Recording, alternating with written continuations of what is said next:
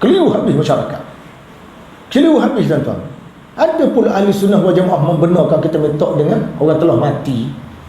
Ada kita ahli sunnah wal jamaah kata gitu? Mana ada ahli sunnah wal jamaah kata gitu? Nak minta dengan Allah.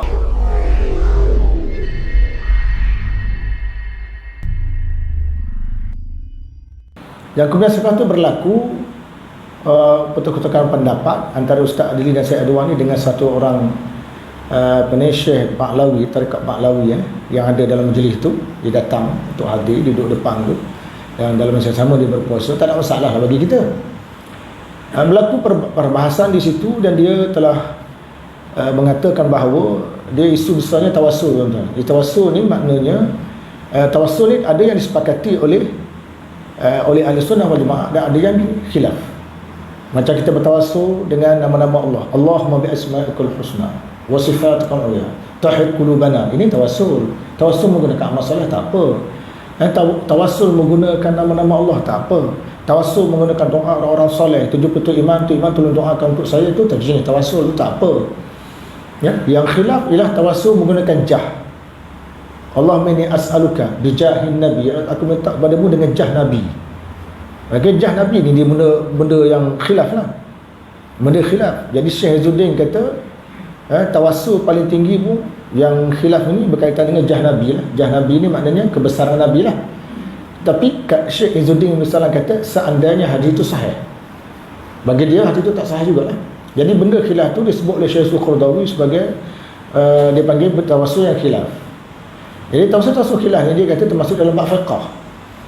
Jadi sahabat saya dah sebut tawassul macam tu, tuan-tuan. Kita bukan nak kafirkan orang, cuma kita kata benda tu tak sesuai dia amalkan di Malaysia. Kalau dia orang nak amal yang masalah dia lah, sebab dia duduk bertahan.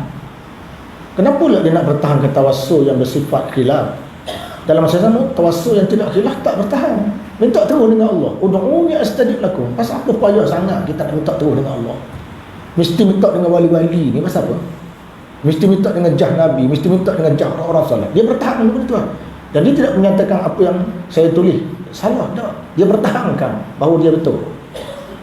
Dan dia selain daripada itu, dia samakan antara tawassul tu dengan istighasah. Istighasah ni mana tu, tuan-tuan? Istighasah ni mana minta sesuatu dengan orang yang telah mati, yang tak mampu ditolong oleh Allah. Tak, macam tuan-tuan pergi ke Mekah, tuan-tuan tengok masyarakat Syiah, dia sebut Ya Husain, Ya Husain, Ya Husain. Kalau kita pergi ke Mesir, kita tengok sebagai orang Islam, tuan, dia sebut Ya Badawi, Ya Badawi. Dia ada masalah sikit, dia minta Ya Badawi. Kapal dia terumbang ambing di lautan, dia kata Ya Badawi. Sesetengah wanita di Maghribi, kalau dia sakit nak beranak, tahu? Masa nak beranak, dia akan sebut Ya Fatimah Zahra, Ya Fatimah Zahra. Apa dia kata gitu? Dia nak minta tolong Fatimah lah. Jadi kita sebut baru, tuan-tuan, bab istighasah saya tak boleh campur, bagi saya tak boleh campur aduk antara istighasah dengan tawassul tadi. Sebab istighasah ni, tuan-tuan kajilah, kecuali hak tasawuf saja. Hak ahli tasawuf saja yang mengatakan boleh. Tapi bila kita minta, itu satu benda berbahaya. Bahayanya ni, wahai Husain. Apa tujuan kita panggil Husain? Panggil itu makna apa dalam bahasa Arab? Panggil maknanya nida. Wa iznada rabbahu nida'an khafiyya. Ingatlah ketika mana Nabi Zakaria AS menyeru Tuhannya dengan seruan yang pelan. Seru tu nau'um minal ibadah, seru sejenis ibadah. Mana tuan-tuan pergi kubur, wahai Jajal ini, sama agak tuan-tuan kita berdoa kepada dia. Dalam sunnah Nabi, kita ziarah kubur, kita doa untuk orang kubur tu. Dan dalam masa yang sama, kita ambil iktibar bahawa kita satu ketika nanti akan jadi ahli kubur macam dia. Ziarah cara Nabi.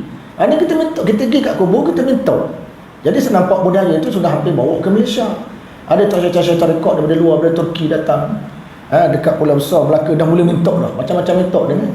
Tujuannya apa? Nak minta supaya wali itu menyampaikan hasrat kita kepada Allah. Jadi saya suka sebut dalam buku ni, Syekh Qaradawi kata, kenapa kita menganggap Allah Ta'ala tu macam penjenayah? Allah Ta'ala tu macam penjenayah, kata Syekh Qaradawi. Pasal apa? Dan pasal apa tak boleh minta dengan dia terus? Yang susah sangat tu pasal apa? Yang kita nak minta dengan wali ni pasal apa? Kan? Kalau Allah Ta'ala kata ud'uni astajib wa idza sa'alaka 'ibadi anni fa inni qaribun ujibu da'wata da'i idza da'an. Jelas ayat. Maknanya ada apa masalah, minta terus dengan Allah. Itu pun, tuan-tuan, dalam keadaan kita minta terus dengan Allah Ta'ala, Allah Ta'ala ni dalam memperkenankan doa hamba ni ada beberapa bentuk. Ada dia perkenan serta berkata. Ada dia perkenang 40 tahun kemudian. Ada yang langsung dia tidak perkenankan kerana dia nak mendengar suara pengabdian diri kita kepada dia. Sampai atas dunia ni tak berkenan langsung, tetapi dia akan perkenankan doa kita di akhirat kelak. 3 bentuk doa cara Allah Ta'ala perkenankan doa kita. Jadi tak perlu rusnya kan. Itu dalam kita berdoa pada Allah straight, mubasyaratan. Macam mana pula dengan wali-wali tu? Sebab itu kajian dibuat oleh saudara Muhammad Akram, tuan-tuan, dalam masyarakat Cina. Orang Cina, tuan-tuan, kalau tuan-tuan tanya, tuan-tuan tengok orang Cina semua tokong dia kan. Dia ada dekat mana satu tempat dekat wilayah ni, dia panggil tokong haji. Masyarakat Cina di situ dia memuja seorang Melayu, Tok Haji tu masa dia hidup tu hari tu, dia memang orang baik lah Tok Haji tu. Pakar, piyah apa semua. Jadi orang Cina buat satu tokong haji. Dan dia minta macam-macam ke tokong tu. Jadi orang Cina dia tuan, kalau kita tanya dia apakah dia menyembah tokong tu, dia kata tak, dia tak sembah tokong tu. Tokong tu menggambarkan orang baik. Jadi dia ada roh dia. Dia kata nak minta dia yang nasrah kita. Dan tak sama dengan apa yang berlaku dalam masyarakat jahiliah dulu dan dalam masyarakat Nabi Nuh AS. Sama ke tak? Mereka sama. Sebab kita baca dalam surah Az-Zumar ayat 3 dan Allah Ta'ala kata apa? Ma na'buduhum illa liqarribuna ila Allah zulfa. Kami tak sembah bahala tu kecuali tujuan supaya dekatkan diri. Artinya kami tak sembah bukan kerana bahala tu boleh manfaat pada kami, boleh tolong kami, kita tahu tak boleh tolong. Tapi dia ada rohani dia boleh menyampaikan hasrat kami pada Allah Ta'ala. Sembah fizikal tak? Sebab tu orang India, tu tanya sekarang, nampak patung dia banyak kan? Ada sembah patung? Tak, dia menafikan kami tak sembah patung. Patung itu lambang orang soleh bagi dia. Yang tengok sebelah tu, kat mana ada sebelah tu kan? Nampak tak? Itu lambang orang soleh bagi dia. Dia tak kata dia sembah patung, dia pun faham patung ni tak ada berguna, dia kata. Burung tu kukuk naik atas patung tu, bertenggek, buang najis situ, patung tu boleh buat apa? Tak boleh buat apa, tak faham? Tak kata apa sebenarnya patung tu. Bahkan kita kena ubah kontraktor untuk cat balik patung tu. Cat balik, kita buang-buang najis tu kan, dan sebagainya. Itu tujuan ni, latar belakang saya sebut sikit kan, tentang kenapa kita perlu tengok balik tauhid. Di Perlis ni saya ingat sesuai lah. Kebetulan saya dipinjamkan ke Perlis selama 2 tahun di sini, tuan-tuan. Jadi kemudian Datuk Mufti minta berbakti sikit lah pada masyarakat setempat ni, saya datang sini. Dan berbalik pada diskusi tadi, tuan-tuan, jadi bila saya tak hadir, dia orang serang habis-habisan. Dia kata saya ni pengecut, saya ni penakut. Dah lah kita tak boleh ceramah, disekat oleh Jawi, tuan-tuan. Dan kita tak boleh nak dialog pun dengan dia sebab masa saya paling akhir saya nak buat persediaan. Pendokong-pendokong dia kata kita pengecut pula. Ini betul kata Maulana Asri. Dah lah dia ikat tangan kita. Dia ikat tangan kita semua sekali, tuan. Kita nak silap tak boleh. Dia duduk silap seorang. Lepas tu dia kata pengecut betul. Pengecut betul macam mana tangan kita terikat? Pelik pelik manusia zaman sekarang. Terpelik, tuan. Jadi semakin pelik. Orang nak tauhid pada Allah dengan tauhid yang betul dia anggap pelik. Orang wali itu betul, itu ahli sunnah wal jamaah. Keliru habis masyarakat, keliru habis, tuan-tuan. Ada pula ahli sunnah wal jamaah membenarkan kita mentok dengan orang telah mati. Ada gitu ahli sunnah wal jamaah kata gitu? Mana ada ahli sunnah wal jamaah kata gitu, nak minta-minta dengan Allah. Ud'uni astajib lakum. Jadi semakin pelik zaman kita ni. Saya dah dengar lah orang kata ini ahli sunnah wal jamaah mengatakan boleh minta orang mati lah.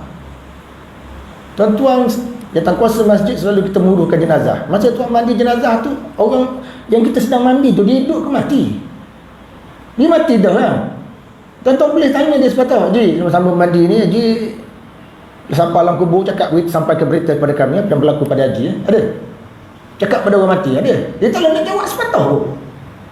Kita nak cakap dengan dia pun tak boleh, nak tanya khabar pun tak boleh. Dan tanya Haji, simpanan Haji apa baki yang Haji kata semalam sebelum Haji mati tu, Haji letak mana simpanan tu? Duit tu masjid punya, tahu tak? Kita nak tanya banyak tu. Ada dia cakap. Tuan-tuan logik fikir dengan akal. Tak boleh cakap dah. Nabi SAW sendiri, manusia paling mulia. Apabila Nabi SAW wafat, tuan-tuan, dia wafat hari Isnin. Dia kebumikan pada hari apa? Pada hari Rabu. Nabi dikebumikan pada hari Rabu. Dalam rumah dia sendiri, di bawah katilnya sendiri.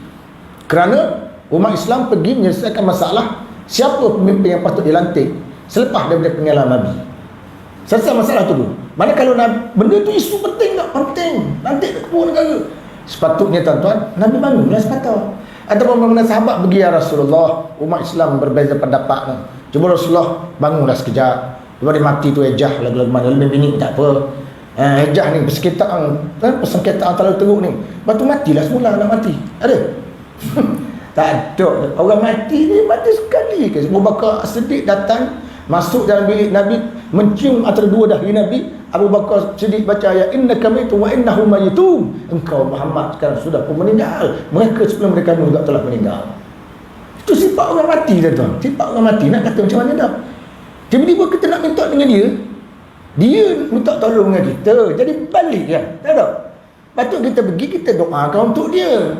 Sebab apa tuan-tuan? Lain daripada Nabi, lain daripada sahabat yang tidak disaksikan oleh Al-Quran status Nabi sallallahu alaihi wasallam, sahabat radhiyallahu anhu. Ulama tinggi mana pun hanya berada pada sangkaan baik. Mana sangkaan baik?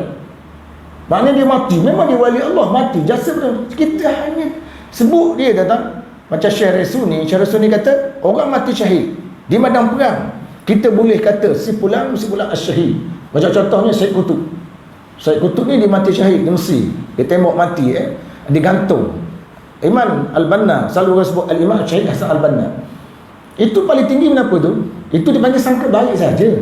Apakah betul dia syahid? Tak tahu. Sebab Syekh Rasuni kata atas dasar tengok pada perjuangan dia tu, dia mati kena baik, maka pada sangka baik kita anggap dia mati syahid lah. Namun hakikat sebenarnya tak boleh kata.